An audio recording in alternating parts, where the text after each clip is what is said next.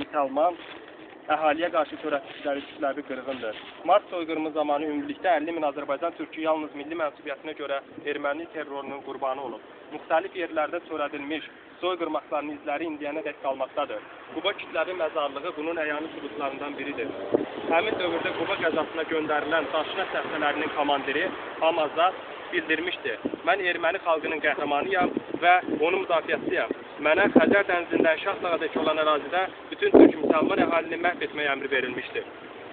Onun başçılıq etdiyi daşlar qəsbələri Quba qəzasında 122 kəndi yandırdılar, yerli sakinlər isə 1001 əzablarla qətlə yetirildilər. 1919 və 1920-ci illər martın 31-i Azərbaycan Xalq Cümhuriyyəti tərəfindən Ümumilli Matəm günü kimi qeyd edilib. Azərbaycan Xalq Cümhuriyyətinin varisi kimi Azərbaycan Respublikası 1998-ci il martın 26-sından 31 martı Azərbaycan türklərinin soyqırım günü kimi anmağa başlanılıb.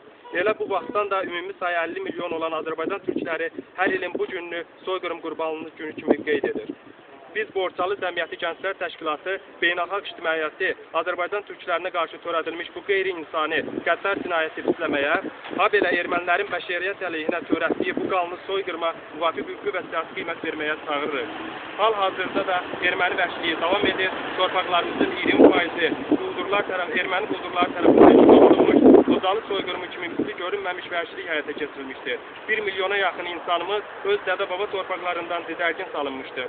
Biz Azərbaycan Türk gəncliyi bütün şəhidlərimizin ruhu qarşısında baş əyir, onların ruhunun şad olunması üçün hər cür fədakarlığa hazır olduğumuzu bəyan edir, hökmən şəhidlərimizin qisasını alacağımıza and içirik. Özünüzü təqdim edin.